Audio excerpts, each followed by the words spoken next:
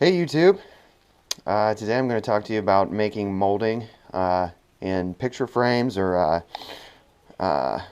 just frames in general, any type of framing, and how to do it a little bit cheaper than some of the other videos that I've seen on YouTube. When I first started researching this, it it seemed that my minimum investment to start doing like molding or frames would be pretty substantial. So I started looking into more frugal aspects of it, and thanks to Amazon and a little bit of patience, I kind of figured out how to do it a little bit cheaper than what I was seeing. So to begin with, this is my entire router bit collection here. It's pretty bare bones, with the exception of a couple specialty tools that were surprisingly cheap, again, thanks to Amazon, or Amazon Prime anyways. I'm not plugging for them, I'm just letting you know how I actually got them. This is one of my first, this is the silhouette to my first, this is a frame actually. This is what it looks like from the side, and this is the front. This is just a piece I cut off. I made a lot of this actually for a frame for a bulletin board for my squadron to hang up at work, and it's this board right here. And if you can see the frame, it's a little dusty, but I think it came out really nice. It was poplar is the back here. It's like 5 or 6 pieces I biscuit jointed, or I milled and biscuit jointed it together. And then this, of course, is walnut, which goes fantastically with any light colored wood. And 45-degree miters to connect them, and it came out pretty good for my first big project like that. Alrighty. Okay. Now to show you the actual process that I used to get this piece of wood into a frame. Now, I only made 3 different style cuts, but I made several different cuts.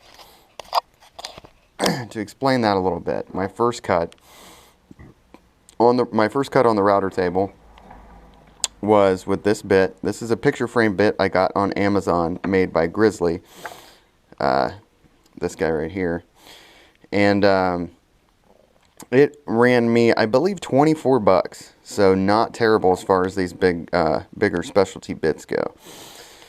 And I ran it like so, if you can't see, like that. I made several small cuts and worked my way in. I use the same principle as barbecue with these bigger bits. I do low and slow.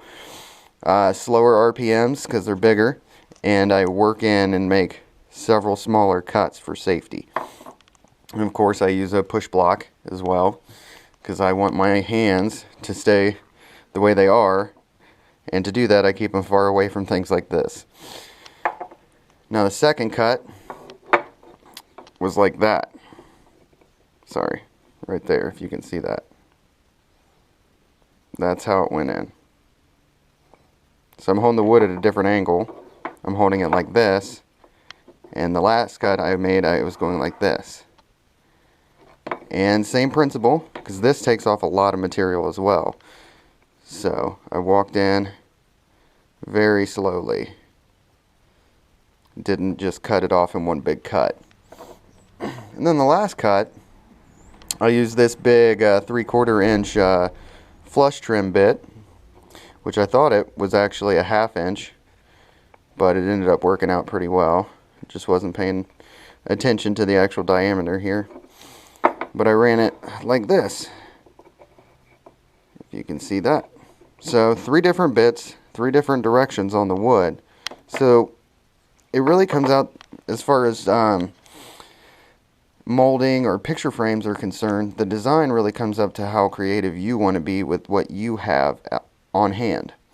And having a router table is definitely the best way to do that, but it's not a deal breaker if you don't have one. Like I said, I have some of these straight edges that I use for like long cuts with my circular saw that I can't do on my table saw, and I also use those for routing tabletops, because I can't throw a whole tabletop like this one on the router table. It's just too awkward to work with.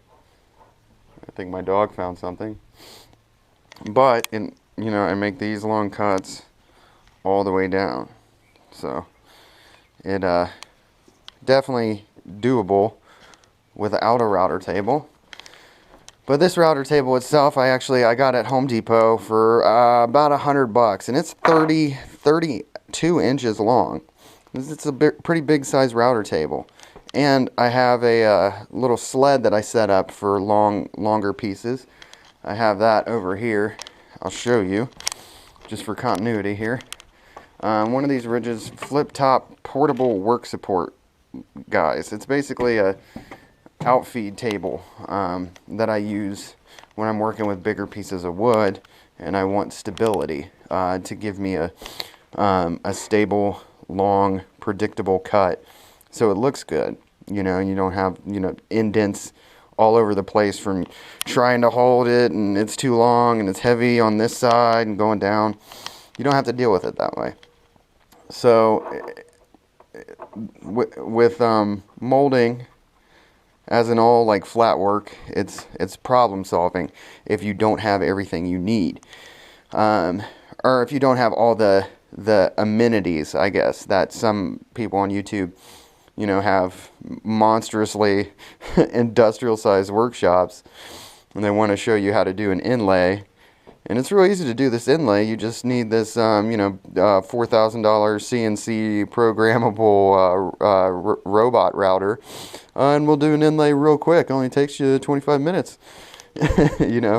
For me, that's not an option. I do this as like my part-time Etsy tertiary means of income / keep myself out of trouble. But anyways, it's as simple as that, what I'm doing right now. I just picked a couple bits, figured if I did them in a bunch of different directions, something would come out that would look good.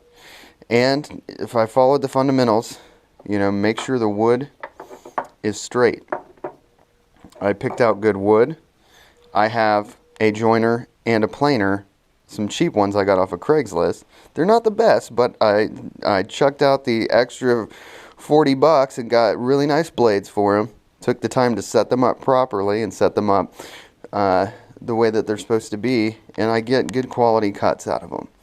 And the good quality wood comes out. That is a lot easier to work with than wood from the big box stores that has more right angles in it than it should, and the wood goes all over the place. So if you have an actual like hardwood store around you, which I'm lucky enough to have one like 5 miles down the road, I would highly recommend giving them your patronage if you want to do crown molding or molding in general.